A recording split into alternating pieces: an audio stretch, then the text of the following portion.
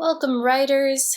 Today I'm doing a hands-on review of The Plot Clock from Plotting Your Novel with the Plot Clock by Joyce Sweeney, Jamie Morris, and Tia Levings.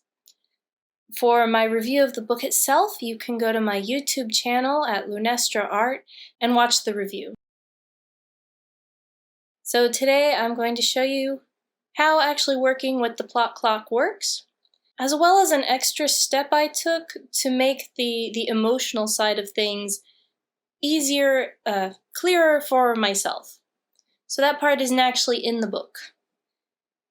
But they did say it's very versatile and that they were actually surprised by what their students could do with it, so I figured this is okay. This is a step in my process that the plot clock led to.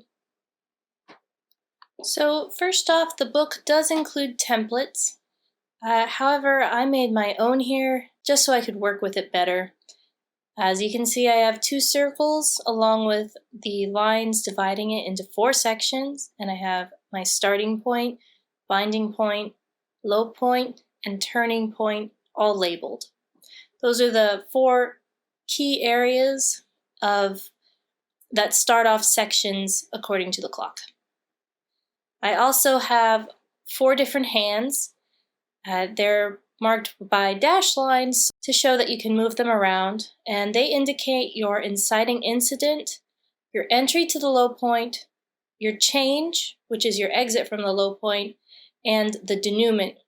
I probably said that wrong, but it is your return to normal.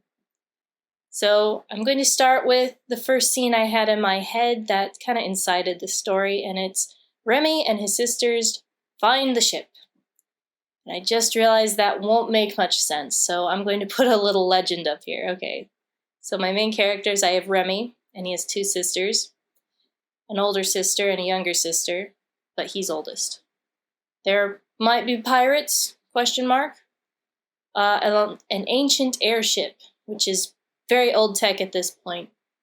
And on the ship, there are 2 AIs. There's the ship AI, which I'll show with capital A and I, and then the little AI, which I'll show with lowercase. And just something to remember for me is that AIs are common in this world, but they're all falling apart, so the world is kind of falling apart with them. So Remy and his sisters find this ship, and it has Remy's name on it. So this is their inciting incident where things essentially get weird. And to fill in kind of what happens before them, they were orphaned and taken in by pirates, still question mark. But Remy learns of a danger to his baby sister from the pirates, and so they run. And when they run, they find the ship. Now, my binding point is he discovers the little AI. And since AIs are rare and they can give you just kind of a power over this world where things are falling apart, that's pretty important, so it binds him to the story. However, it leads to the middle of the story, which is, well, he found this AI, so he has questions about the world. You know, why are you guys falling apart? Why are you taking us down with you? And something else they need is they need to escape. These pirates are still chasing them. They need to escape, so they decide to fix the ship. However, I don't actually like this order. So I'm going to move this up to this space here before he discovers the AI. So the pirates are still chasing him here, so they still need to escape, so they do that first, or they decide that first. Because of that, they decide to search the ship. Like, they got no hope to make this thing fly because it's a behemoth, so maybe there's a smaller one, you know, kind of on board like a lifeboat. So they're looking for something they actually have a hope of getting out in. And then that's how they find the AI, so that works nicely. Still binding points, still questions. However, since they've now found this AI, they can actually fix the ship, so that moves that along.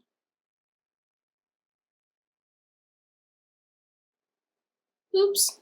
There we go. Okay, so the little AI, while they're trying to fix it, he shows Remy this girl's kind of video diary that is on board, and it's the world before his world that's fascinating to him, and so it distracts him from fixing the ship.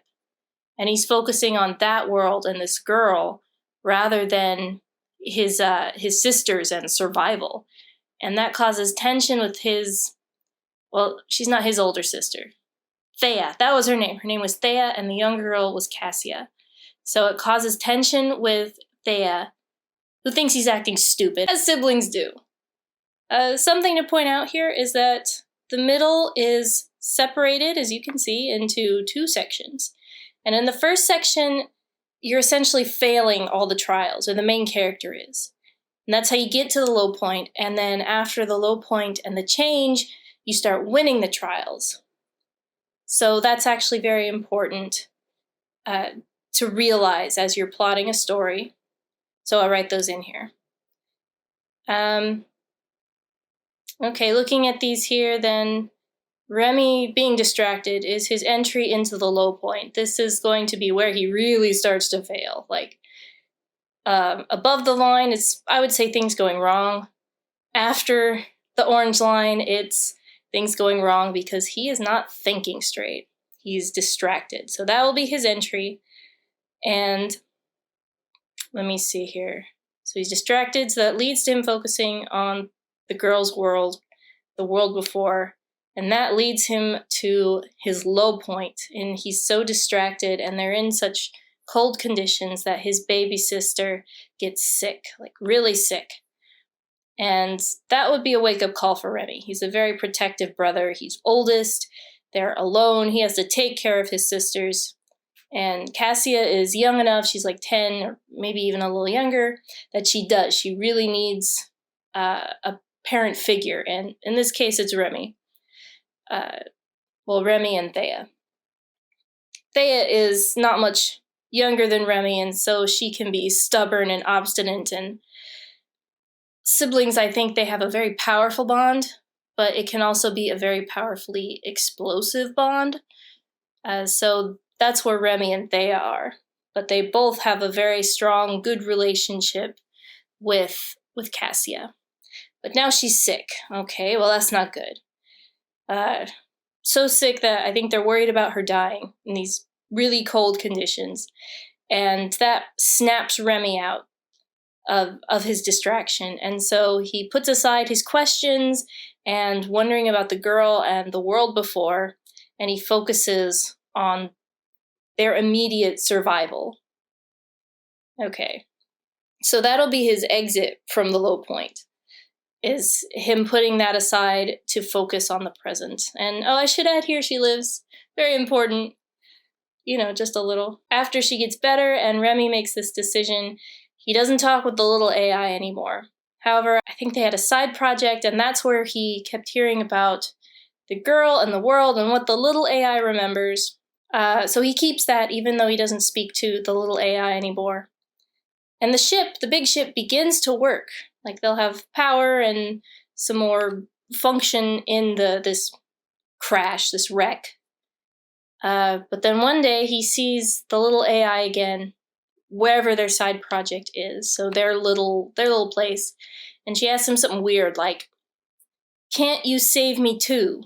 Or "Can't you wake me up too?" Because I think Cassia was almost comatose at one point. And that strange question leads him to think and to question again, and he realizes that the little AI is actually a living girl. She's somewhere in the ship, and she's the girl from the videos. That was her diary, essentially, that she showed him. So she's a living girl, like in stasis in this ship, and the ship's AI is essentially masquerading her as a little AI. So because of this, Remy is super angry with the ship's AI, because she's just, I don't know, she's living a dream, but not a very good dream. She's not even really living. She's in stasis. She's in a coma, and the wreckage of the ship is all she could use to interact with Remy and the world, and she's stuck in one place, and she really doesn't like this. I wouldn't like this. And the reason the ship's AI is keeping her there is because he was charged with keeping her safe. And right now she is very much safe from everything. And it's kind of miserable. So that realizing that she's a living girl is his turning point out of the middle and into the end of the story, the climax. So yes, the girl showed him the videos. She wants out. These videos are who she used to be, and that's very, very different from what she is now. But by then, the pirates find them, and there's actually this futile battle. I want it to be futile because in the end, the pirates take the ship's AI, this thing that is functioning in a world where AIs aren't functioning, and it can give them actually a lot of power over people. However, how Remy and his sisters win is, well, they don't die. Good goal there when you're being chased by pirates. But they also take the girl with them. She's out of stasis and they leave. And the ship's AI allows this because he is a logical thing, not a human thing. But he allows this because she will be safe. She'll be away from the pirates. She'll be safe without him.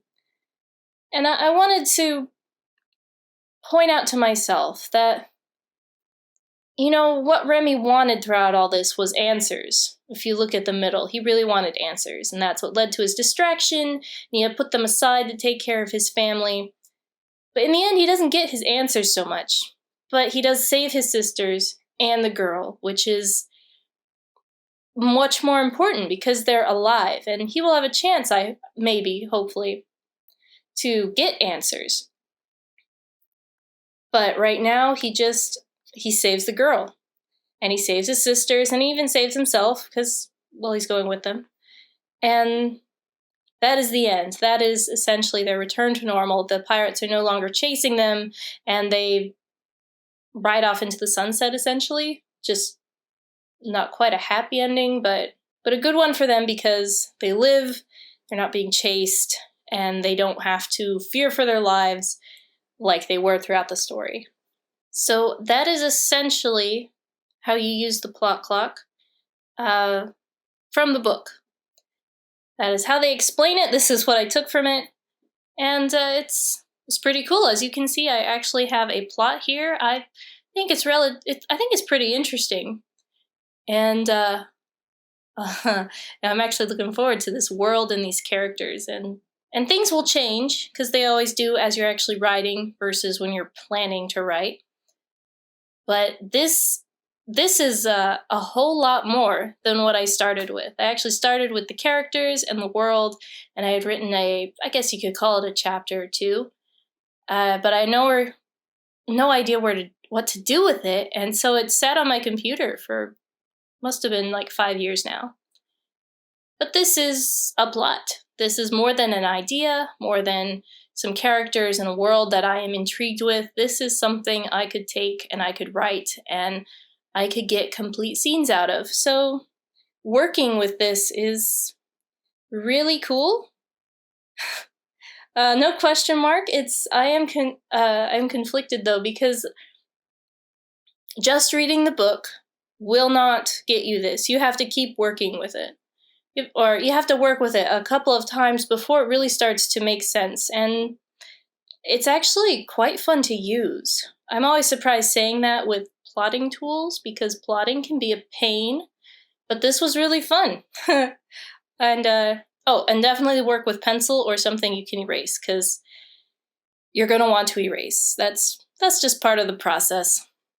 Anyway, I hope you enjoyed this glimpse of how working with a plot clock actually works and feels like.